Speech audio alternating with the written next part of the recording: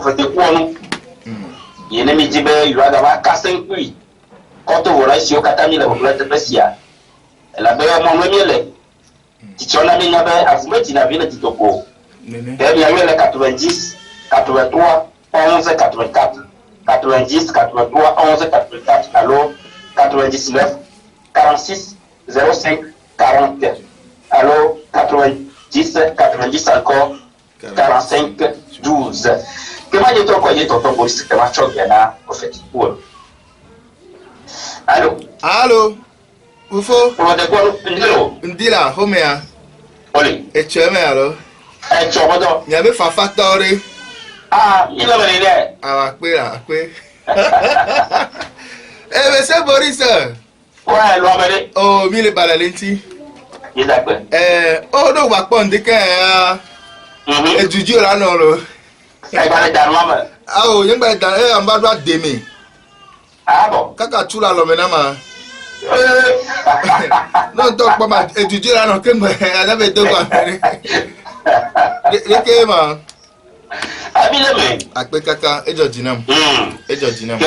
mi ba na chichi olo to jiro la che kaka mi puta ni no da fora ba jile mi ami ni yare ke mi la wo ni mi acha mi abe didi mi viwa hu ku be ndele mi asi alebe ni mi le yicha mi anya fike mi suwa enti pe jogbese nu fiala le ko to edina juale modonu to bo be amesisi o le po me vovovo me e mi apata mi nya be mi agbo mi se na bokon me nko mi se na huno be nko mi se na megansi mi se na mamisi be nko wa me ka onyi ni ba me won o c'est ça wa pe ba wa nya pe ba de na fule modonu wo be sokaka mi acha mi be gado me va ya mi be a o mi ma twa fo mi adebe nu o me o to gbo be kafran ndo mla ngbale nuere tutututu le mi am de kon be nu mi ogakea mi on to ko la diredo nene wole ma mi la dire mi ma tu afo o me yo ne le poden vivie le mama be honu a lo to gbo be honu a mi se po be o ma mi be kon na me de po ayo to na me abola blanc me ni bola so do khore me ebe ma mi ele va don ku de o mi se po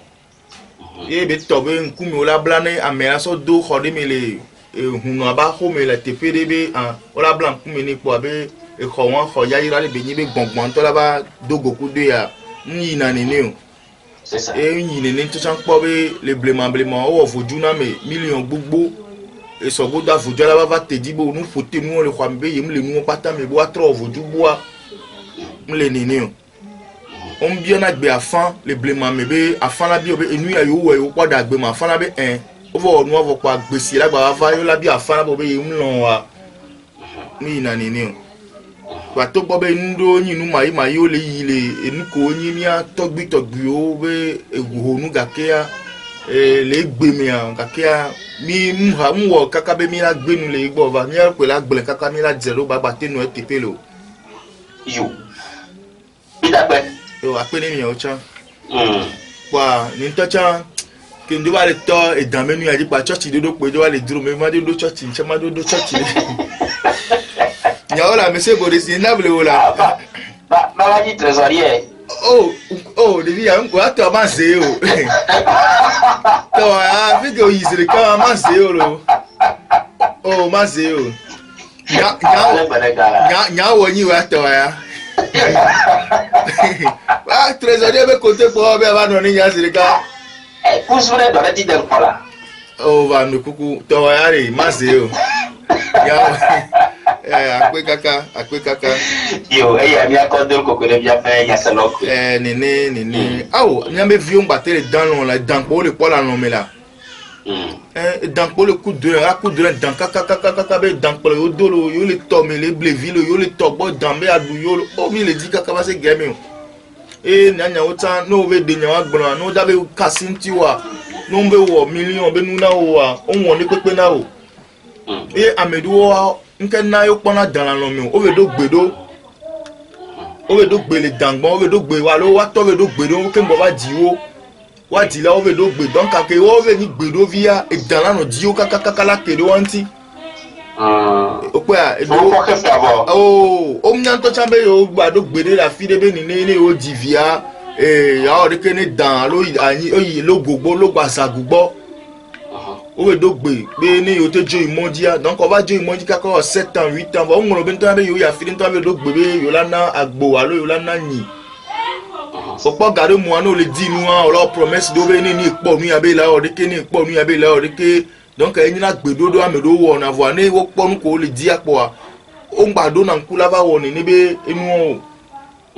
donc nu pata ẹ̀yin na de ko le defu egbe ya mi pe la fifi ya donc ani mi le nkule ntia mi apo en plus ça mi gba so de so pe be dans ton métier le dans jeje ani na temi ho baba ko be dans de la nona mani gba de o di mi ona et dans na me dans de ton métier dans ton métier amo jene anyo bo dans les fifi ana be dans les de funa ya odura jagbagba kakala nya e danke ya na ami dan ya vedi dan ya e tomi dan ya odura nya danke ngbo nti odura vuva no be nya dan wa no be wo dan le be kom na wa mba so na gbe o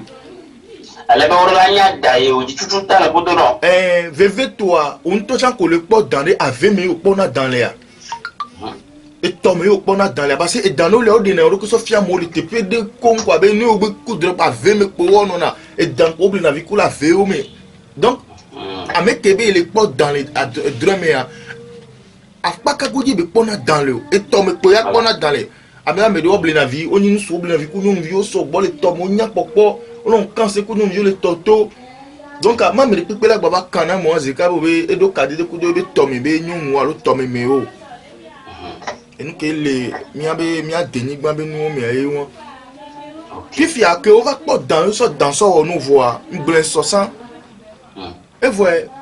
bon on to nya le kenya me beto mi hona no divia me via lo divia me ton e ka po plafo pa bana me tutu ban to on plena me ve bon plena me ton bon wa nyale fun me no wo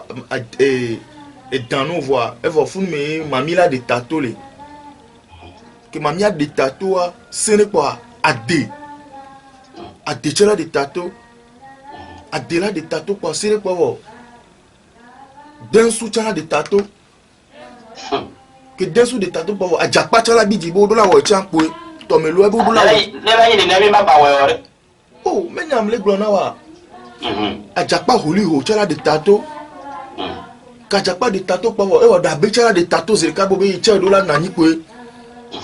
oh monsieur Boris gbegbele ni niare e wo hihe me be vojo keke la chonlo voi hihe me vojo ko da chon ahwe kwa nyigban be gabe nya ele inu gbelo ahwe blibo le inu gbelo opo kafan asam kele mi agbale ki mi radio be plan on le fun wa e gawon inu gbere vojo an posu yolo voi ni gawon inu gbe chan ni be evo une fois de bon vojo ado nu zire kale yi o keke tae olo nyagali adom da uda be fifi ola ne to ya poke to la no funu adoma uda be oro da be konu ni yo ma ona ajapa o ma wu ne ajapa adope wu ne edan fifi akoni ni pa mama chamba de tato ami peuple we vodua chamba be no be ya kwa na du oh ntono bena de monsieur Boris egbe a mo school onya ho mo va Amerique pe tom date ho de do me parce que on kwa be do pe to chankaka ba ho de do me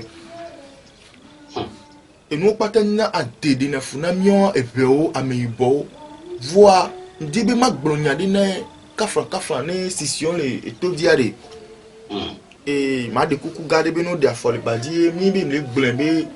ma so décourager Amerique pe o voix be e de olia on pona tani o sibe mami bendo alo atebendo le on pona tani kwa sibe amesission o dona le mega ke a eglona pe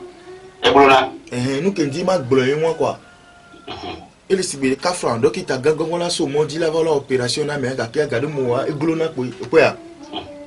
donc a ni le de konu bendo me alo le fuju bendo me be amesission la tem dalo agbeme no ya lo voir eglona le modo nu pe.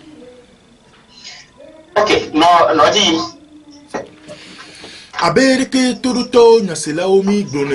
koko ni miabe e didipe nyasela onyibe bikpona vojube nyawa egbe amedowa odedile pobe yo magba wo nkeli ni voju et la be le obe koseo mea nkena amedewe gbea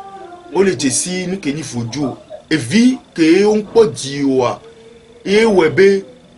o le jesi foju amedewa doke o mte po wo kabawa e obe o le jesi foju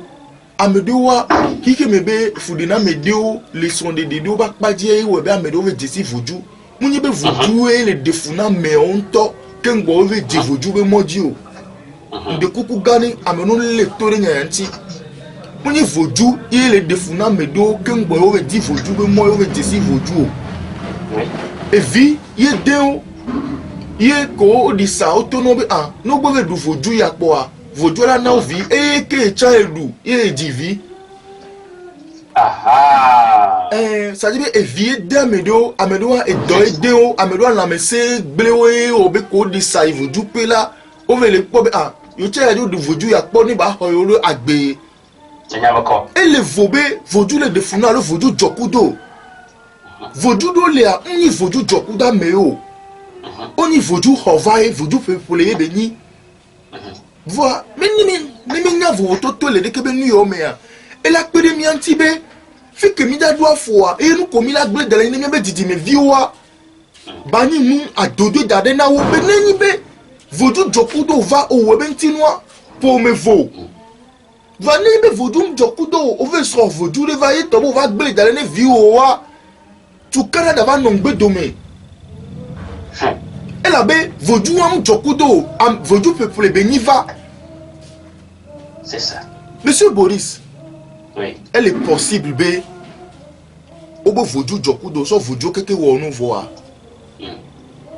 ola gba no te opoye ola ti dohwa nyale ma fifi ano vodu atadi vodu keke no voa onya ko va gbola na me ya o gbona be be o la grado ko lo be no be anotero tadi vodu aji dede ya enu la wo lo yaba peut-être tout tard monsieur Boris no mnyo obe iwo be dan iwo be mami iwo be tadi vodu odo ya nina ye o nto ngba be dizoka sese do trodo do ko wa ye e vi otono be o ya fion yo la po a monsieur Boris si gbegbe ni a o ti do holo yaba ga yan monsieur Boris ne tobe o la o tadi voju no vo ne tobo la po dangbono o la po mami gbono mami po na si o ye mami o nyim te ni mami de gbegbe o e damte do dambegbe o ade omte do adebe gbe voju omte do be gbe tobe o la gba be khonu bu kliku to vuna e tadi vo gbogbo ke joku do la so protéger de ko are vi de kai le me il y a des caméras mortes gbogbo do le o senu mami gbogbo do le o senu voju voir dimension me nya eva o ngblon na ya na mo gbiri do pedo le a ne o gble na mi a initio la te gble na mi be enu anti voju la te noisi o wa amegbeto do nse la gble nu le nti o magre be voju la si o wa e do nse la do lo voju oji voju ma gba wo to na o voju ma de ne pepe sofia o la activity mi a o la gble nu nti o ma gba to voju ma gba to voju o ma gba to nele nini ma de kuku ne amesia mekeye gbogbo me be nde de na funi alo le di gbogbo me be mori ebe ne buye be agbe anti be mk dave wade parce ne ove dotani ne be numea omda wode la gble le dara ni olo no wode wode wa enyakele egba potole anya le chio le enu le dolo Devio bien devio mi gbona nya nebe makpla edoe makpla cha edoe mama di kotokwa wa aussi togbo hodo ni nya no de son cha enyai ni o gba do cha icha nyai gbogbo de bi nko enya me de bi son o si a wa mi ande mi na mo be kafra ni eva do na filia vojula na siga ke ola yilo Bah, La joue la boîte. et la jo, puis à nous qu'enfant là, c'est vodio là, on a collé dans globe, vodio à bout du cornaille. Ce qui veut dire que au du cornaille, inti, au té tati, inti, au a hepo. Et la joue. Au le pondé, il va m'ndola non né comme ibe, et n'y a des léons blonés na me. Même au corps, vodio en tochana, on datin blena, au caca nyama avant au blena mille et du dopo. C'est ça. Et nous antia, et nous la noisio, gakia ola o mkudo. Et les bébés 4 francs, je besoin de voir Jodo, miabe autorité de dit dominé, amila c'est pour bobo ou colonel ya, alors au toka cleva, à mon le pas dominé sur le modilo. Si ben mbani wan to so jodi de dachua no no lo. Amegba lo ko bo so pacha ko be jambona commissaire. Oui. Malgré be chulinti. C'est information là-bas. Ndele nene donc aujourd'hui là no homeno et dans mes si nous pela no si o vagate ya nengbe ni nu le jojo o be like e be ni voju didina wo nto a o la tia me be to ba si ko. Voilà. Donc à ma ba ko to ejira mo be nke ntim le de nu ogomino be ni mi jesi mi alo keke ngbe mi vi o voju mi jesi mi alo keke ngbe mi vi trop di mi wa mi jesi mi alo keke mi vi so ta dom de mi wa. Et nous disons que nous devons éviter de que vous dites que les miens sont tous datés pour nous. C'est ça. Et nous, on dit que nous avons une filière, on a été beaucoup de d'aller, on a un enfant, on a un enfant, on a un enfant, finalement. Donc, on va avoir un enfant. Parce que nous, que toujours les enfants, enfants va les daoter. Parce que Amélie Nani doit faire dit. Ah, tout le monde. Tout moi donc là nos enfants on a nyandi pipin to chon ça dit on va sentir ne ko va tinante là va considérer ni alors va on y a ben des job parce que on les enfants no bien ni afifi là ben no ba trop bien ni kele be ao ameki nya bia afan lo nya adidede ya la de adika kaka la ti koni be oh be monsieur Boris les nyawa mère et nous les donner tok bolo pon lido elo obenade agbo sabocho gake asidi do trop zuka et docteur lento la saboya lo va nous que wana me gadu mo la wolo Bodo et nous antia a hemidele ameke dila desiro ko be tegogo mange jogbese nu fiola ngbonebe nyi wona ne pepe na me be menye wonu agbetoa et nous l'agbetoa mais et c'est bien parler là on a agbetoa be depuis 2 ans village j'ai fait et nyolo moi kuda notina ponke ma okudo da ma fion là depuis 2 ans vilo nyenye que l'agbetoa mais nous quoi filer ni la sentir mais donc agbetoa ne trop de kwenti be ma batuna mais bi on wona votuna mais voju kele de funa mais on wona na me voa voju be nu aya dudu ba no na me ba gbe me o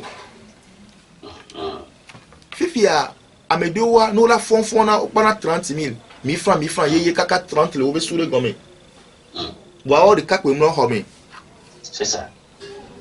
Au pendant galé, au bac petit vie, mais waouh, de kak, le homme. Homme dit, moi, mais je prends un holo.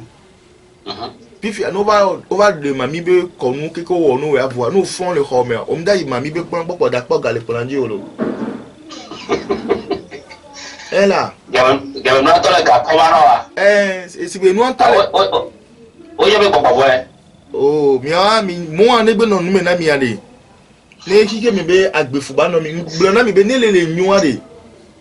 Amo magba no church ko mi na no fanvi no da pa be no hona ma woni hona yo la. Mle nyu ne wa cha won la. Ole se mi asigbe agbeto le do ayavare agbeto to so ko da ya dudu me be la va nyu yin di ko se yi potia la. E no na ni de ke o la. Il est mien. Si bébé, on a fait filer il damé ho me quoi là, on damé ho pour la quoi $1 million les damé pour dire là. Ni on to, on le do gbera me ni so nya de va ya pom ni adu aja ha so pour de ware. On da won, on da John on be e gala no dire ho mi na wo. Amede la dago de ji o la pom la do. C'est ça. Vois que on pom mami be ni pepe na wo wa. De ka de via tu be de via kaka beda fond e fona ku galo amero fona ku do numéro pour dans l'auto quoi au duna 2 millions c'est ça gbogbo ale kudo Jojo me ke la me dossier kem la me dossier mi ma trova mi alo pe mi anya benade e no me bele na mi e hu me bele na mi gbogbo me bele na mi va mi ngolo be ne benu mi ato mi po egbe na me de po gavide amelete le javo le do ya kaka be po gapo onya ma mi se ngba be ga ke be po chi ko alo e ga ya mi nyara se ka be ga chi ko na me ale do ya ri aya dudu anti mi juge na ya dudu abe intim kone yo e me ya ka bi yo lo oh nya ka ya re ke jua le se mi nkware ya to mi adepo be e ba glo kaka mi abe mi anom mi ahadila de ba glo be wa cho wa po na de si be na mi agbeje chugbeje po gbo mo be mami ba mi ce qui me dit be mi abe mentalité an ko so de mi abe mentalité mi bi na mi agbe nya popo oh adino divi nya popo amela popo ka ti po mami bi won e pa ça dit ni mi nya ke na mi abe mentalité va le nene gbe so kudo religion à la colonisation qui va vanamia les trois civilisations entières et il peut n'a Afrique a combien de temps Afrique a combien de temps du coup bodo c'est si on doit même voir Afrique ya et sur du coup qui va coloniser avec culture be on a mais c'est mi vivia fifi a dewan les defuna mi be vio o le church pa me le dogbera va church ma u dollar pe ndava di va fifi la va bi o tale church ko ame fifi ko wa ke ko jo le po no le ha me chan jo le po bebe a ma me abe be guye ma me abe be guye donc ne mi le seria o la be mi gba ya so ge chari nyewe po musu ade mi e de go mi ni jo azoge ya o da ba promise jo le ha me na e ha o le sinya fifi na o be po musu de o be musu a mbe ni ko se ke mo le pepe bu opo a ko wa umdagba de mi bi musu puis a déclaré de fure mi no vieux mi dada o gbe wo 40 ans 45 ans va nous sou de pepe npo dago do wa ji wa o blata o fi ke bi va ma o dollar de pe cham le po bo be nu George na yo ya de 3 gbe to ade ni aba de o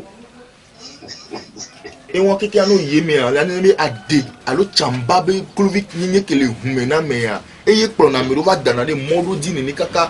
Kuluvik o ni le brema yo npo so de wa fifi aye gede do wa kafa inu ba on ka me do ba duna sister amedo ba jina yebe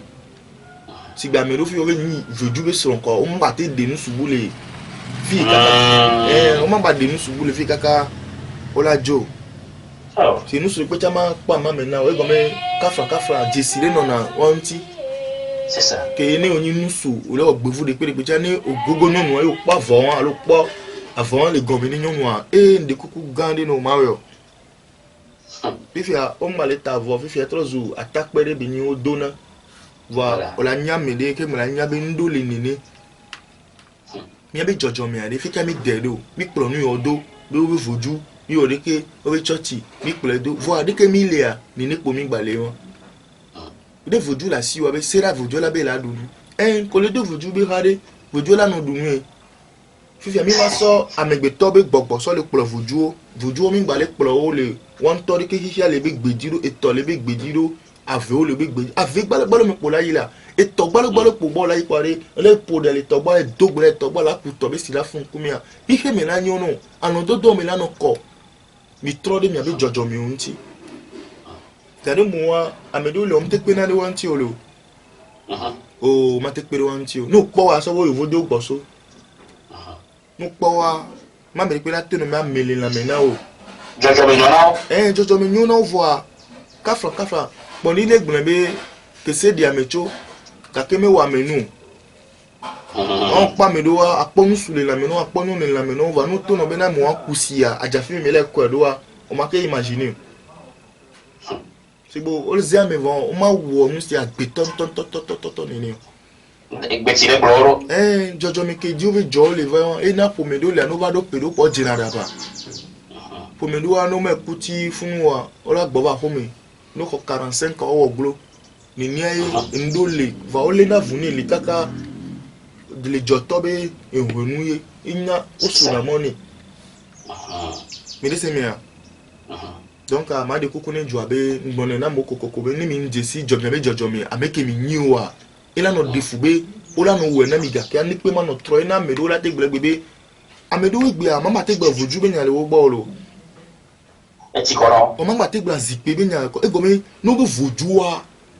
Et me au fort be fou le mou di le kakole ko pebla ne pebla temps.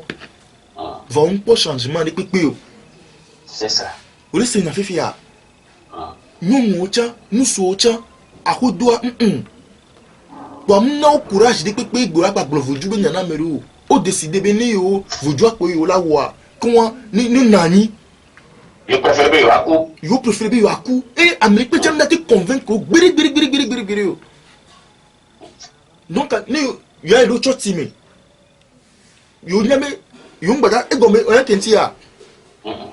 Wato o voju be ni voir ajo se be ku voju amte khone. Nene.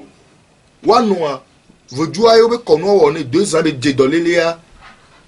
O dato ngaka o de ekuku ti voju ami. E fi o gbenu le yo ma base e o ma Afrique pecha o se voju be kono se voju be le radio pa. O la ti radio la do le fréquence ze ka. O ba nya ba ko. Di le fofo na we gome. Mi be voju ame ko le voju ame a o to wa tro so voju so le o wa nto ba gbe nono de ko kaka mo la gba ka fu voju wan o la gba be o la se voju wan e ba ni to bi be nu mama be nu egbe ku san gbalo agbe to la so ipalo mi la ku si la dawa mi la le a ikike mi la fone va o ma wo nto chon e la be o nya be ka franco ya no gbe yo hun no be nko alo voju be nya pa enu gbegbe be imagine ame one egbe de ke mi anto mi le po be jiji me ke gbona de ke bi dan no ro enu la no de vieux voir vous jouez là no de vieux ma ate ya ho aho ya che won mi atasi mi anaga mi mama mi atogbe mi atavi mi ani nekele aho do anwa Bo do ma nyira ku. o be do me nyira ku voir ni ba mi won wo po mi do le po Nya wu mi e. Fifia ke minya ni so ameke minya wula do voju me ni so ameke minya wula do choti me monsieur Boris agbeto be jojo me a ngbone be amegbeto mi gba fun voju mi gba fun gbogbo agbeto guider na voju e guider na esprit va mi o mi manyon Fifia mi o mi lava no von esprit ya mi lava no von voju avoir ameke le voju agome ala ameke bede no agome e la degbene voju la gbe ni unto nti o yo la gbogbo voju o ho se blade tao enla no we nti agbeto be bere church mi gbe ya agbeto be bere voju mi gbe o ma pe de disla nya meke nya meyo C'est ça. mi gba vone nde pepe so amegbeto lo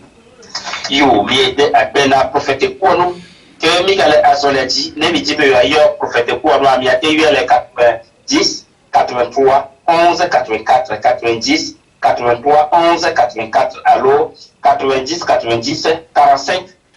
12 90 90 45 12 et pour nous venir 99 46 05 40 le prophète ko no ago e va do na hi ya do SSNA. O mo ganyana ko wa we. Never be married. monsieur Boris Oui. ahemili le ale bitati ni mi vivi lo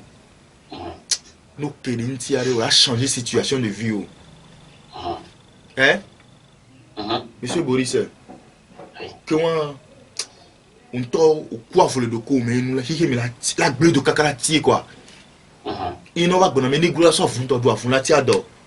Yeba. amera Ti che mo gbe ma. be la donu su be gbe ya unto la changer un peu situation de vie o et son mentalité que le tamena wa boy C'est ça. il laisse mia kafran nseno le odom se o mami o odom se o même azela no blame nti o ka no tite la dudu ko di ka ko la réussir à pe vie o voyez ni na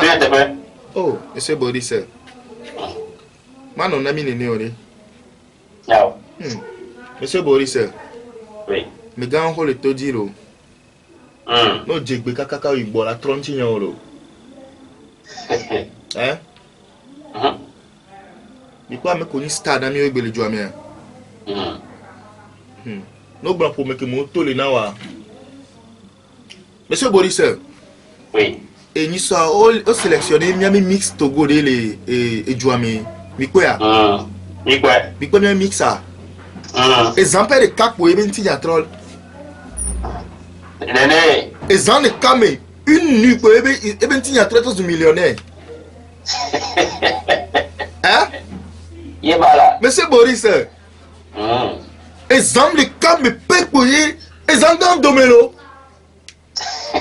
Exemple dans domelo du coup. Pour me voir ben combien on les sélectionner nous vivons à Koyobe Toswa qui et va trop vidéo de nous pas que me belle allo nous pas que me belle les soldats là il me quoi on a n'a pour me que ma mort atteint dosso c'est ça gâté exemple de capé me quoi ben tiens trop de millionnaire monsieur Boris et Donald PD ou là faut pas d'aller là-bas là faut pas là dit quelqu'un trop bava voilà la dogo ndeli hihe me osia no we kaka o pe be glole nto igboade no ba tro yiye me keke ala ba po be e mo ba patole na nglo no c'est ça voyage ame be nu be ni o na ye e yom de ne fiana ju ka fana tem fly na me do le ju e ra o de ke na so de ke so ni so de ke o le se me a oni zokabe technique de pratique alors glero et moi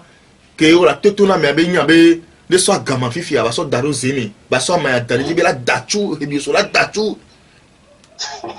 o le semia oui ndole nini voilà et moi mi ejudo po be nya be nyi voilà o ke dibi an no mi nini ya o hihela kperinti o la no mi nini o ke di chabe ya tole me ya hihela ba kperinti o la ba tole eme voilà nyabe acteur et le dominer univers et le dominer monde et le si bébé et ni soit faut le cadre au quoi journaliste le interview ni aller et les grands be et constitution togolaise fifi c'est non que dit au dadjo abc doit et blomé au président que les produit fifi a ni président blomé et be fifi bo la tos gâteau a ntinyo la 3 Kodo Zemia agbeto la position nini c'est ça eh amon wo doku gato do gato wakia une pièce mi ko haya so gbere ko mo gba potole ni mo ko le mo ba mi ro ko gato won o kokko ri gato won hu abo do ga mi ro le mo je ko gato 60 millions malet son na o be no so yi we réussi o be vi ojo wa ma ga popo di kabe ni ko mi nyina no di ola po elo yo bisia isen eya amme ba heme be nyina eme ame ba heme be nyina no dia e di la pone lo e di la pone to senu do ko paro ye ko ba to senu sibe nkeke nene evu jola dinami man nkeke nene ma wala seke me ba dinami o mi bia na nyama mi ado ko ya que pasó? Si kono de vi me si bolo do 7 ans re mi ti nene obi na gano ke me no la nyaba do wo ka ko la fon ke me ba lesin to cho dam ji go re kono ji no ba don ba be wo que vas we gbogbo me ya o mi nya ndo le are mi gbone so funa ine ejua le modonu voye gbe an kume kuhune amesi ame ozemia no le fly na me wa me ko nya me sisile nu nya me o nya na ba me ele daje o magbon po ko nan video ya be amere daje na me gbele kompole o nya na o le semia parce o pa ba gbe to funa ine donc anon fly ni o matele donc la no fly na mo va me ro nya na la ya me be ayi la yi me e wo njo gbona be ayi o be ve yi ve ko mo na be ayi o be ve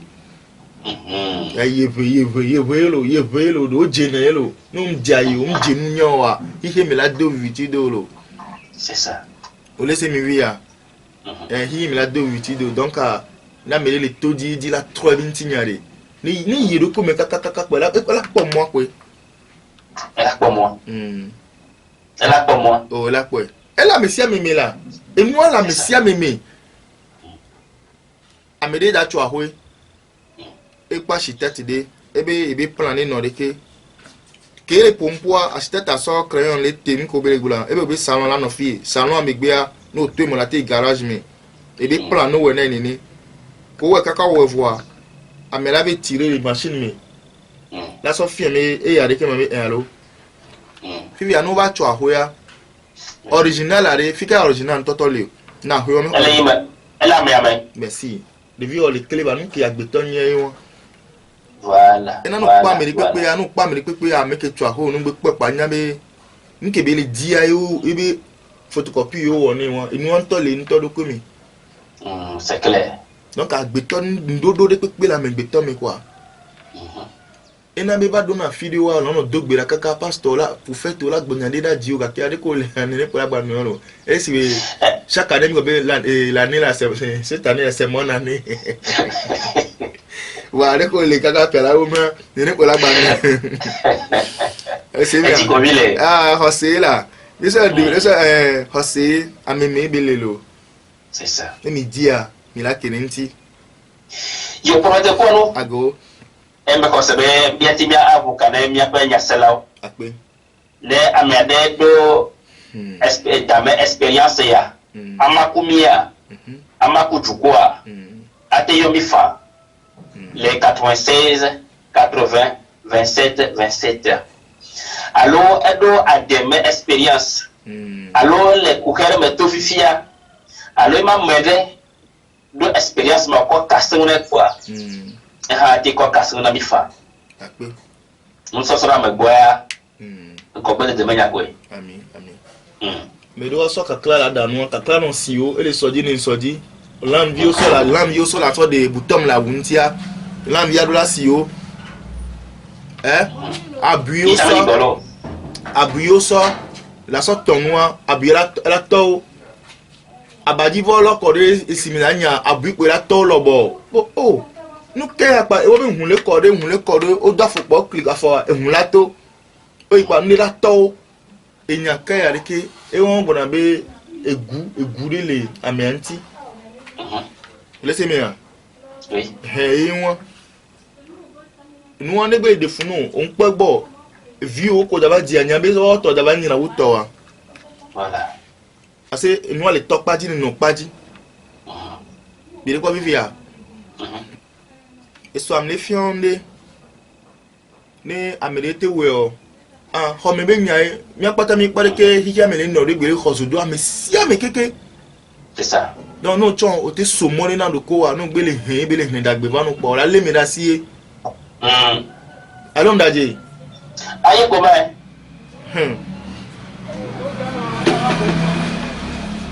donc monsieur Boris fofo mi apata mi nyabe agbeto me ay goglo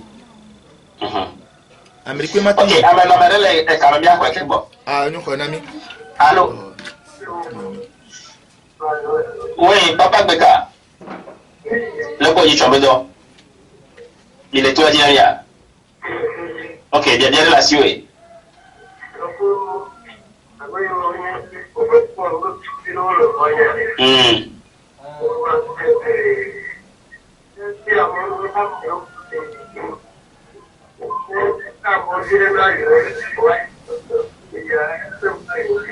yo beda kwetaka ya ito ko ndo ko no ago miato Agbeka be o pe sukuvia do le yivo le fima o jibe wa bi obe alo yi sei kula igbo na be yoro kwimero akondodo vo yoro pi yi mi alen sene yo vire o le ta mo vire na yoro yo ape papa Agbeka mangba to mo papa e di la da pe ni e la be c'est améliorer l'avenir et Didier pour moi plus de 10 personnes nous bonne mille émissions suivre na ah bon oh à va suivre une mission les baromé que autour de moi quoi on se be chotini to dit so faut nous quoi ma do la na dogbe an dogo kudo agbagba et mi quoi de alon do me pe agbeto bonero kwele tout dodo mi et mi gba gbe pratique do le kemi ati so nfia mo bi na mi ele mo la nya ni no observer fi ke bi si to ka le kwa mi fi ke ba fo pa ole abake di bela mlo ade ke be do ni observer kaka ni mla nia ni le trop fond ngba po mouvement ba trop po be fi ke bi tokale si le tokale e jo i mla nia de funu be gba le won ma ah bon wa me wa mu le gbanya no de school vi ko le toji le papa agbo ina le gbo o le se ya bibia oui parce que au point la mla ni garo moa no mnya fi ko da football da do wa no va ko la te wa pa la bati mo no bu game wa sa ba fe la tranche no va on to we deux se fun va comme on nyo le do ko moa c'est ça et non on le nku de nti o donc e won e wule no pe da me nti be ke kusi pa lo me da le gbe are minute ni ni so no pa la me e so are minute ni ni ke so no pa la me so e ke so no na pa lo me a e wa me la no nyon vie e la no prendre conscience bene la du noa de minute ni ni so du na du gbangbo e won me ne ame aba nyon na le blibo ne e dan loa o la te po ki ke de toi me bon que mati son na o bref ni wa le la si ki fi mi aye won ok prophète quoi non ago manyobe nenyi be ne pas me raja me malani nyare ke no xam wa bioro ki nyire ka fi wa malanya ele menene elle avait ame de o pratiquement elle avait elle no ko o pratique o hondo doa ele menene monsieur Boris oui ele menene conscience me pour ne pepe le na gbeto même du personne que le mia mais du personnalité à l'intérieur de nous no be Boris fifi alo yo be komla ko nya e meme be komla yo ni donc e meme ba mewa silence me la te pour mponer le e na no légal mo gobe iye ya ola de donc moi le tadina monsieur ami voilà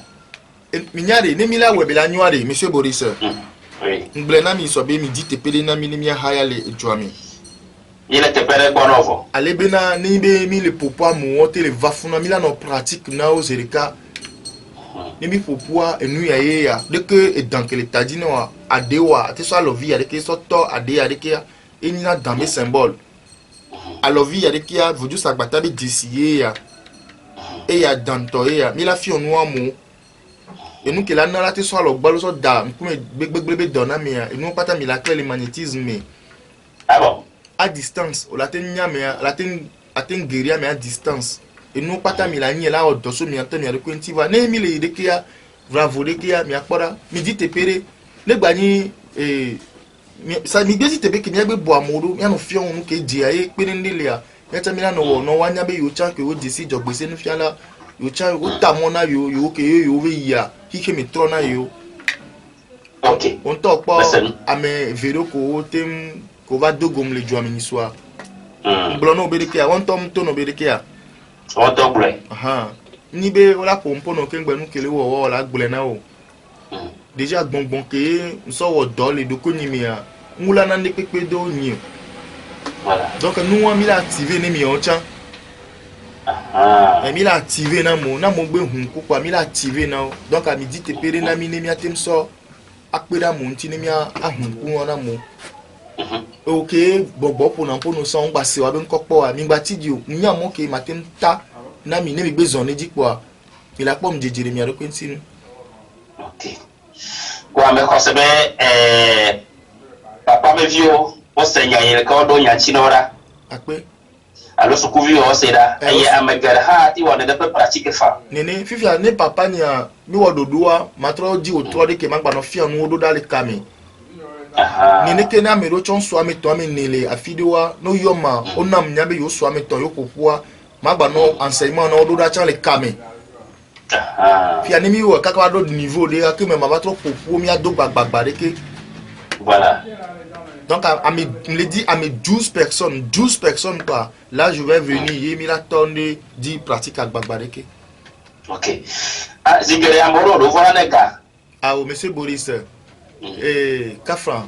egbe ami nya be ga e pe ni ndi pepele hihe mi ga kenu ke ni lon di nyu be nuare mi gbaglon ga be nyo marche du destin le a me bui be ni mi laisse mi a mi gogom mi popu itati gabe nyala kpadi kafran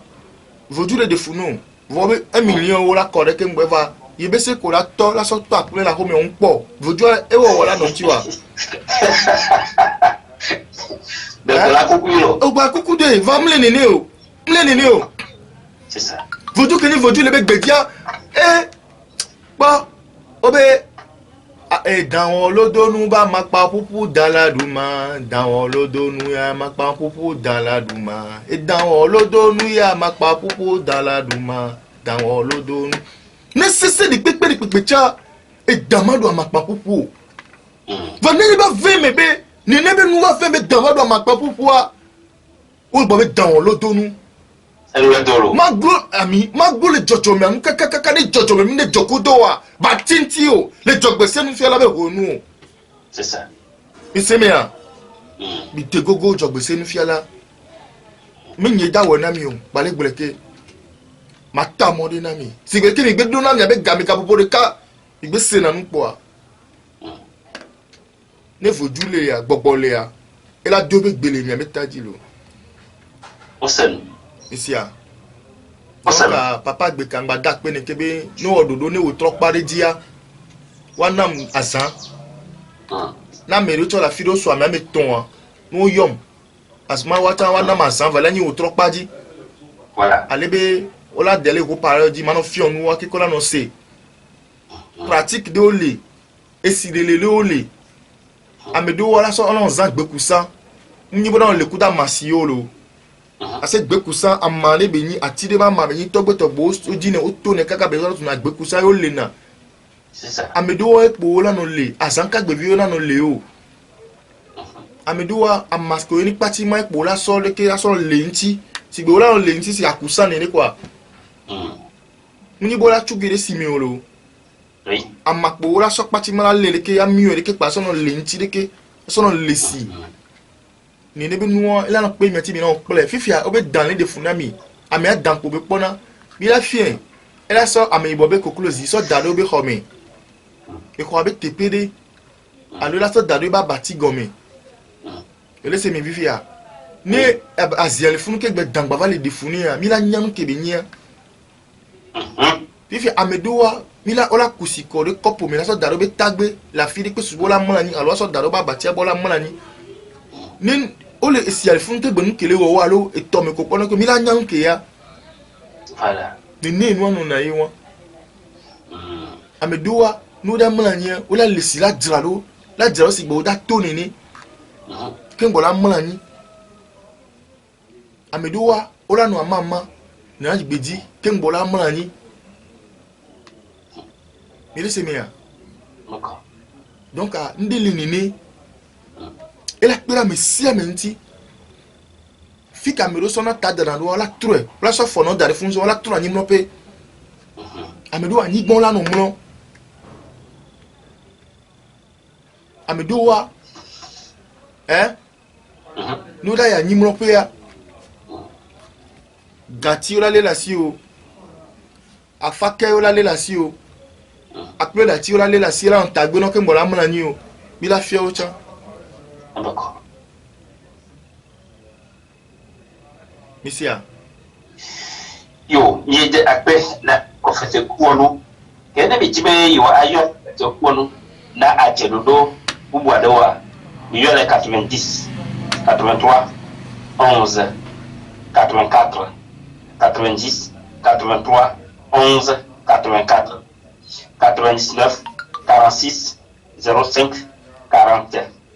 90 encore 45 12 yo promete quoi ago mi vedo affilé ouais akpe ela chene mi siami hihi ani po nubla ni mi opata ani gban keji mi opata mi le do afo nte pen ni pepe leji eye pe le lasi c'est ça de keke be la gba nona mi o keke le wa ni mi tem po ani gban mi pompo ne ya ela segbe na mi wona ya mi le di blau